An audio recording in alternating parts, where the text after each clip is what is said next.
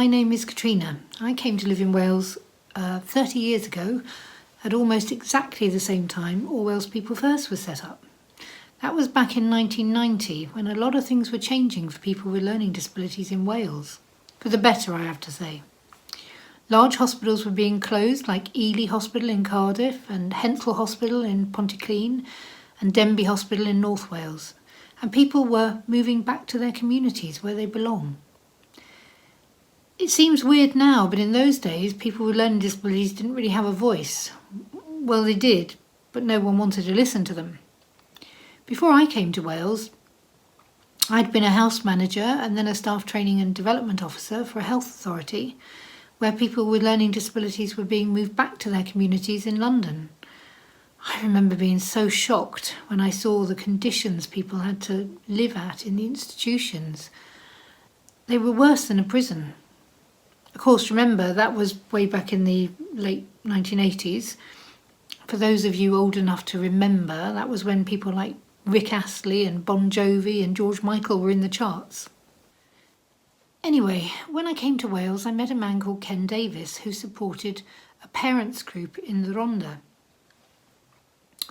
Lots of you know Dawn Price. Well, she worked with Ken. Ken believed that people with learning disabilities should have their own voice and not just have their parents speak for them all the time. And he let a group of people with learning disabilities meet at his office in Porth, up in the Rhondda. It was led by the infamous Lynn Evans.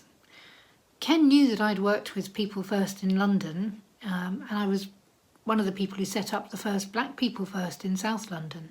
So he asked me if I would be interested in working with the group in the Rhondda, which of course I was. And that group became Rhondda People First. That eventually led to working with other counties in Wales and setting up Mid Glamorgan People First. That covered Rhondda, Merthyr, Rhymney Valley, Cynon Valley, Taffely and Bridgend. Around the same time, Learning Disability Wales, formerly known as SCOVO, was trying to get people together from all over Wales to set up an All Wales People First. Some of you might remember Jim Crow. Well, Jim used to organise meetings in Llandrindod Wales for people with learning disabilities so they could get together and talk about things that affected their lives and to fight for the right to be heard. There was only a handful of people back in 1990, but after the first annual conference, it just took off. Everyone, staff, parents, people with learning disabilities themselves, realised that what people were saying was really important if people were going to have their rights protected and get the services they needed. You see, services didn't have a lot of experience with supporting people to live in ordinary houses in the community because most people had either lived with their family all their lives or they'd lived in an institution, an old long-stay hospital. So thinking about how to support a group of people with staff in a house in the community was really like, well, it was like walking into the unknown. Nobody really knew how to do it. It was a struggle at first. One of the biggest challenges for People First was convincing staff who worked in long-stay hospitals and in traditional day centres that people have the same rights as everyone else and that they've got some really important things to say. Social services in Wales were beginning to listen to people like Lynn Evans, who was always a bit chopsy, sorry Lynn, but people who'd spent their lives in long-stay hospitals just weren't used to having a voice. And if you don't have a voice, you can't make a choice. That's what People First help people to understand. A bit like if you don't ask, you don't get. If you don't speak up, people won't hear you. Around this time, which was the early 1990s, people were also beginning to challenge the kind of things they did at the day centres. A lot of people were doing work like packing paper cups or screws into bags, but they weren't being paid. Being involved in People First helped people to say, hang on a minute, I'm working for nothing. Why is that? So the early 1990s was a very interesting time, with people wanting to make more choices about where they live, what they did during the day, well, about their whole lives, in fact. But of course it wasn't people's whole lives. What about relationships? once people began to make their own decisions about their homes and their activities, they started wondering why they weren't being supported to have more relationships in their lives. For a lot of parents and a lot of staff, that was scary. You want a boyfriend? No way. You want to have sex? You must be joking. You think you're in love? You don't know what love is. You've got a disability. How can you? One of my fondest memories of All Wales People First was the conference in 2009. It was called Love Is. People were really honest about wanting personal relationships, but they also said how difficult it was just to meet up with other people because of things like transport, or because they were seen as vulnerable, or having to convince other people that they were responsible enough to have a relationship.